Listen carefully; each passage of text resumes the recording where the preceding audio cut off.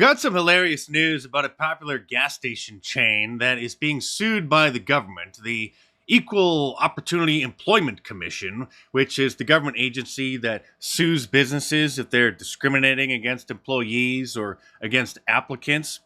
Because this Sheetz gas station chain, which is very popular in parts of the country, doesn't hire criminals. Doesn't hire criminals, so they're being sued. But it gets even better because they don't hire criminals.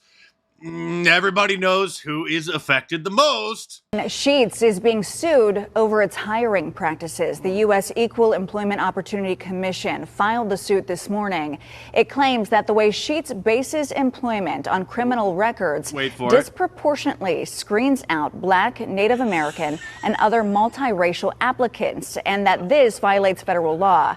The suit does not accuse Sheetz of being motivated by race when making hiring decisions. So the government admits that they're not passing over applicants because of their race. It's only because they are convicted criminals. But the uncomfortable truth is obviously a certain demographic of Americans, 13% of the population, are responsible for 50% of the crime in the country, 10 times the amount of crime per capita than white people. And so because Sheetz doesn't want to hire convicted criminals, now they are racist. And in order to try to prevent the NYPD from arresting so many criminals who are Black, because when analyzing crime statistics broken down according to race, obviously it doesn't reflect very well on a certain group of people. Now they've implemented a new policy where the officers have to document the race of every suspicious person who they happen to come across or question, which is obviously designed to cause police to just ignore Black criminals in order to try to keep that 1350 statistic a little bit lower. They figure if they let more Black people get away with committing crimes, then it will even out those racial crime statistics that are so uncomfortable for people to look at. Of course, that won't stop the crime, but it will cause faulty statistics to be published by government agencies, which will, on paper, look much better. Meanwhile, over at the ACLU, the Anti-Christian Lawyer Union, technically they call themselves the American Civil Liberties Union. It's that group of leftist lawyers who are always suing Christian businesses and Christian organizations. They fired an Asian lawyer who worked there for 5 years after she complained to her superiors about the hostile behavior of several of her Black coworkers. And instead of reprimanding those Black coworkers or firing them for creating a hostile work environment, they fired her. The ACLU said her complaints about several superiors, all of whom were Black, used racist stereotypes. Again, it's a stereotype to call like an angry Black woman an angry Black woman. There's a whole Wikipedia page about it, so that's something you definitely should not say at the workplace. She was fired in May of 2022, but now there's a lawsuit. She's suing them for wrongful termination. The ACLU acknowledges that Ms. O, who is Korean American, never used any kind of racial slur, but the group says that her use of certain phrases and words demonstrated a pattern of willful anti-Black animus. This is the same thing that happened to Uber's head of diversity. Remember this? She also is an Asian woman, and she held a talk about how Black people need to stop calling their white coworkers Karens because it is an anti-white slur.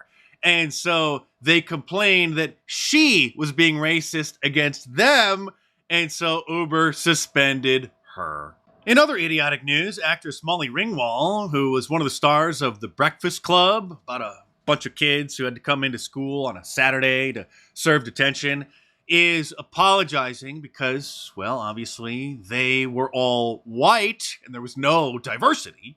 Those movies, the movies that, I'm so well known for, they were very much of a time, and a much better time. And if you were to remake that now, I think it would have to be much more diverse, and it would have to be, you couldn't make a movie that white now. No, those movies are really, really very white.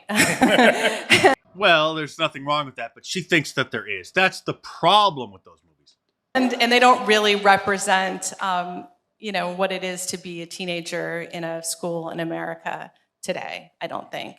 So, Of course, if they remade The Breakfast Club today, it wouldn't look anything like this. The only white kid would have to be gay, and they probably wouldn't even remake it because they would be struggling over not depicting any stereotypes at all based off of who they would cast for the characters, because they couldn't cast a black guy as the thug, as the tough guy. That would be a terrible stereotype.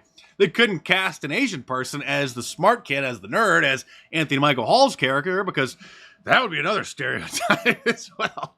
But if they did remake it, you know that the struggles that the non-white characters were facing would all be wrapped around race and how they're living in a white country where there's racism around every corner. What made the film so good is that it wasn't about race, because racism isn't a problem in the United States. Well, it wasn't the problem until recently. Now anti-whiteism is systemic, but you get the point. It depicted the various different kinds of students that you often find at schools. The tough guy, the jock, the weirdo, the pretty rich girl, the smart nerd. And it showed some of the misconceptions that each one of them had about others based off of the category or the stereotype that they were. Of course, black filmmakers can make films and do make films about black kids and black schools and the problems that they face, the struggles that they have, but God forbid a filmmaker depict a group of white students in a predominantly white school and some of the issues that they're facing. And graduation time is just around the corner, and so colleges across the country are doubling down on their segregated graduation ceremonies because at many major schools, black students don't feel comfortable celebrating their big day with white students, and so they have black-only graduation ceremonies for them. What else is interesting is if white students were to express that they were glad that the black students who didn't want to be around them were going to have their black-only graduation ceremony. Not all the students go over there. It's only like the big black power, black identity extremist ones.